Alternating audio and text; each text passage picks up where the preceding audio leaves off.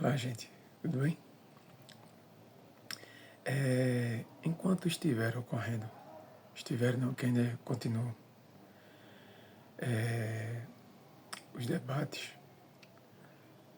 no site de notícias, nas redes sociais, sobre a questão do PL, do aborto, né? Projeto de lei que começou a ser chamado de PL do estuprador, por querer estipular uma pena, uma penalidade severa para a mulher que porventura decida abortar uma gestação fruto de um estupro. Eu pensei muito, sabe? Muito na minha vida ao lado da minha mãe. Recordei um bocado de fantasmas ruins da minha vida.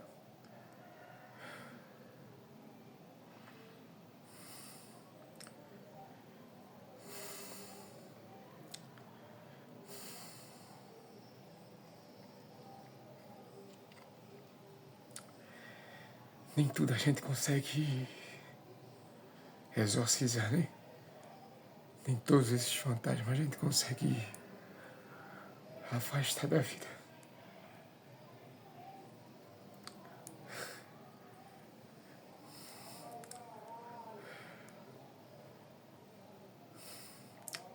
Coitada da minha mãe.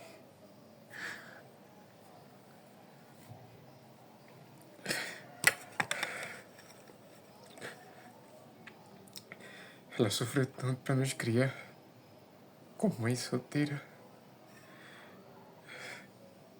Sofreu muito minha mãe. Eu sei que por estar pela eu sofri também, que eu passei maus bocados. Porque tem mulheres que não conseguem ser solidárias com mulheres, né?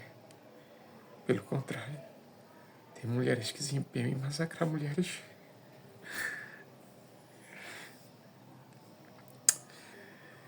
Isso eu via já na minha infância. Minha infância numa cidade pequena, no subúrbio, minha mãe solteira sem amparo social nenhum.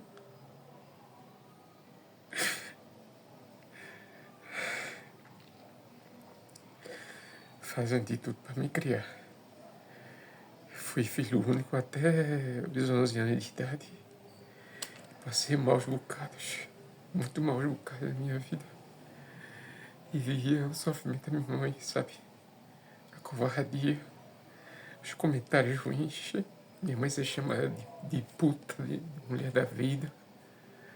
Quando ela estava empenhada em me criar sem amparo nenhum. Hoje, pelas leis que existem, minha mãe seria acusada de abandono incapaz.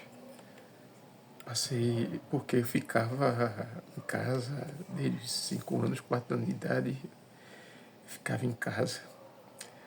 Ao longo da minha vida, minha mãe me apresentou algumas pessoas que em algum momento cuidaram de mim, sabe? Quando ela trabalhava. Dona Zezé, por exemplo, os meus padrinhos, Aleixo e Lúcia, uma mulher conhecida como Bem, que ainda hoje mora em Ambiolima. Eu entendi, fui entendendo ao longo do tempo o rancor que minha mãe guardou da mãe dela, da minha avó. Fui sabendo o quanto ela foi rejeitada, sabe, desamparo da própria família. Eu demorei, gente, embora eu tinha ainda na infância tinha dado conta disso, daquele sofrimento que nós passávamos. Eu demorei não entendia nada disso de misoginia, né? Não com essa palavra, não com essa denominação. Só foi quando eu cheguei à minha idade adulta, quando eu estava na faculdade, que eu fui ter consciência disso, sabe? No meu curso de História, eu tive um amigo que era coronel da PM, um coronel aposentado, Valdemir Machado. Valdemir é uma das pessoas mais, contrariamente à ideia que se faz de militares e de PMs, principalmente, porque se tem a ideia, um senso comum de que essas pessoas são truculentas, né? São machistas, essas coisas. Valdemir foi uma das pessoas mais amáveis, mais adoráveis que eu conheci. Nós conversávamos muito na faculdade, ele me dava carona, porque nessa época eu conciliava a faculdade com o trabalho. Eu percorria longa distância, de Abreu Lima até lá, o Recife. E nós conversávamos muito, saímos para lanchar. Algumas vezes nós saímos para lanchar no Recife, quando largávamos, no Recife antigo, bater perna. Eu contei dos embates com minha mãe, num período que eu me afastei dela, que eu pus na cabeça que a culpa dos sofrimentos porque nós tínhamos passado, e não só por isso, que a discussão foi, na verdade, várias coisas que se somaram, foram somadas. Aí ele me disse uma coisa que eu nunca esqueci e que foi um desencadeador do movimento que ocorreu dentro de mim, a turbulência que ocorreu dentro de mim, para que eu começasse a compreender minha mãe, para que eu começasse a compreender as razões de agir como ela agia, os pensamentos, das ações dela, sabe, dos modos, como ela encarava o mundo e se portava no mundo. Valdemir disse assim, quando eu contei a minha história de vida a ele, ele fez: você já parou para pensar como nós homens somos egoístas para com as mulheres? Como às vezes maltratamos? Você já parou para pensar que sua mãe se envolveu com mais de um homem depois de você ter nascido para tentar fazer de tudo para criar vocês? Aquilo, gente, essa simples conversa que nós tivemos, simples e profunda, mudou meu entendimento, sabe? Sobre a minha mãe, sobre a mulher, sobre o papel da mulher na sociedade, uma sociedade machista, patriarcal como a nossa. E me fez ver como, de certa forma, eu era misógino, né? De certa forma, eu era misógino por julgar minha mãe dessa maneira. Essa conversa foi definitiva na minha vida e me impôs a querer estabelecer um contato com minha mãe. Às vezes, a gente não se dá conta de como agimos de maneira misógina dentro de casa, né? Com a mãe, com as amigas, com as irmãs, com as tias. E que a gente vai repetindo isso, parece como se fosse uma coisa inconsciente, como se estivéssemos programados para agir como agimos, sabe? Não é preciso ser mulher para ser feminista, né? Para ser alguém feminino. A gente observa ao redor. A gente vê o quanto as mulheres sofrem, o quanto elas são perseguidas, o quanto tentam cercear a sua liberdade. Não só aqui nesse país, em várias partes do mundo.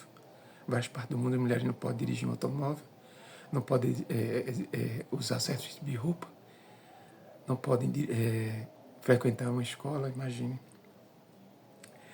Então, eu quis falar aqui, esses fantasmas que me rodeiam, disso tudo, do sofrimento que eu tive em criança e quanto isso me tornou bruto, e quanto isso também me fortaleceu, sabe?